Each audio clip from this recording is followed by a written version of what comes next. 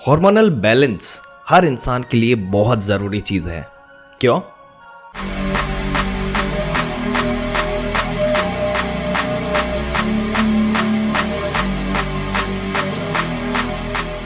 दोस्तों, ये ना केवल महिलाओं के लिए बल्कि पुरुषों में भी बेहद जरूरी होता है। महिलाओं के अंदर इसका रोल और ज्यादा इसलिए होता है क्योंकि हार्मोन्स का लेवल जो रहता है वो ना ही केवल उनके एक हेल्थी लिविंग के लिए जरूरी है बल्कि उसकी बहुत सी दूसरी चीजें जो है वो इसे इफेक्ट करती है। जिस तरीके से महिलाओं का वजन, उनके पीरियड जो रेगुलर आना या जाना, पिंपल्स का होना या ना होना, फिर वो फीमेल प्रेग्नेंट हो रही है या नहीं हो रही, उसके ऊपर भी हार्मोनल लेवल जो है वो इम्पैक्ट करते हैं। इन सभी चीजों में हार्मोन्स बहुत इंपॉर्टेंट रोल प्ले करते हैं महिलाओं के अंदर। अगर आपका मूड कैसा चल रहा है, इवन आपके हार्मोन्स अगर बैलेंस में रहेंगे तो आप काफी हेल्दी रहोगे। लेकिन अगर हार्मोन्स का इम्बैलेंस स्टेट शुरू हो गया तो आप बहुत सी बीमारियों के लिए प्रोन हो जाते हैं, जैसे कि diabetes, high blood pressure, metabolic syndrome, infertility, period irregular हो जाना, पिंपल्स आना, मूड चेंजेस होना, इरिटेशन होना या एंजाइटी होना शुरू हो जाना। इसलिए हार्मोन्स का बैलेंस में रहना हर इंसान के लिए बेहद जरूरी चीज है। और आज इस वीडियो में हम यही डिटेल में जानेंगे कि क्या चीजें करने से, लाइफस्टाइल में क्या क्या चेंजेस लाने से हमारे हार्मोन्स जो है वो बैलेंस में रहते हैं। दोस्तों, ऐसी ही जानकारी पाते रहने के लिए हमारी चैनल को सब्सक्राइब करके बेल आइकन जरूर से दबा दें। देखिए दोस्तों, अगर हार्मोन्स को बैलेंस में रखना है तो इसके लिए सबसे इंपॉर्टेंट जो चीज है वो है एक्सरसाइज। एक्सरसाइज के बारे में आप लोगों ने सभी ने बहुत सुना होगा कि एक्सरसाइज करना जरूरी है। तो जी हाँ, बिल्कुल यही साइंटिफिक रीजन है, यही बात है कि अगर आप रेगुलरली एक्सरसाइज करते हैं, वीक में 7 दिन नहीं कर सकते तो कोई प्रॉब्लम नहीं, बट 3 से 4 दिन या 5 दिन जरूर से समय निकालना चाहिए इसके लिए। 5 दिन डेली 1 आवर एक्सरसाइज करने से, जिनमें आप कार्डियो कर सकते हैं जो कि इंपॉर्टेंट रोल प्ले करता है आपके हार्मोन्स पर। और कार्डियो भी आप जिस फॉर्म में कंफर्टेबल हो, आप जिमिंग कर सकते हैं, जॉगिंग कर सकते हैं, रनिंग कर सकते हैं, डांस कर सकते हैं, बैडमिंटन खेल सकते हैं, स्विमिंग कर सकते हैं। जिस फॉर्म में आपको कंफर्टेबल हो, एक्सरसाइज जो है वो होती रहती है। वो आपके मेटाबॉलिज्म को इम्प्रूव करती है, वो आपके बॉडी के इंसुलिन रेजिस्टेंस को कम कर देती है, जिसके कारण हार्मोनल बैलेंस जो है वो शेप में रहता है। इसलिए एक्सरसाइज बहुत ही इंपॉर्टेंट चीज, सबसे पहले इंपॉर्टेंट चीज है आपके हार्मोन्स को बैलेंस रखने के लिए। आपको एक्सरसाइज 7 दिन में कम से कम 5 दिन जरूर करनी चाहिए और मिनिमम 1 आवर तक, 1 घंटा। अगर आप ऐसा करेंगे तो आपके हार्मोन्स जो है वो बैलेंस रखने के लिए जो पॉसिबिलिटी है वो ज्यादा ब्राइट रहेगी। अब दोस्तों, इंपॉर्टेंट पॉइंट तो हमने जान लिया, लेकिन खाने पीने में आपको क्या ध्यान रखना पड़ेगा? खाना पीना बहुत ही इंपॉर्टेंट पॉइंट है दोस्तों यहाँ पर। तो खाने पीने के अंदर जो सबसे पहली बात है वो है आपकी डाइट के अंदर प्रोटीन का इंटेक ज्यादा मात्रा में होना चाहिए।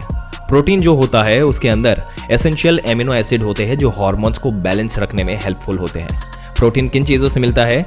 देखिए, प्रोटीन अगर हम वेजिटेरियन हैं तो वेजिटेबल्स में से, और यहाँ पर ऑप्शन थोड़े लिमिटेड हो जाते हैं, पर फिर भी कुछ चीज़ें होती है जिसमें प्रोटीन ज़्यादा होता है, जैसे कि डेयरी प्रोडक्ट्स, दूध, दही, छाछ, दालें, सभी प्रकार की जो दालें रहती है वो, सोयाबीन है, पनीर, इन चीज़ों के अंदर प्रोटीन बहुत ही अच्छी मात्रा में होता है। कुछ सब्जियों में भी होता है।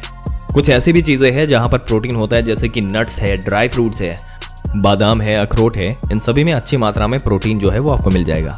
अगर आप नॉन वेजिटेरियन है तो डेफिनेटली आपके पास ऑप्शन ज़्यादा है।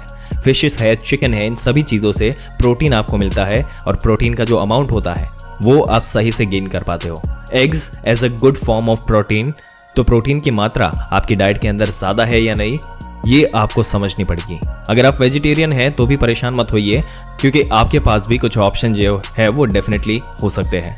और दोस्तों, अगर आपको लगता है कि डाइट से आपको जो प्रोटीन है वो फुलफिल नहीं हो रहा, तो आजकल सप्लीमेंट्स जो है वो भी काफ़ी ज़्यादा अवेलेबल होते हैं।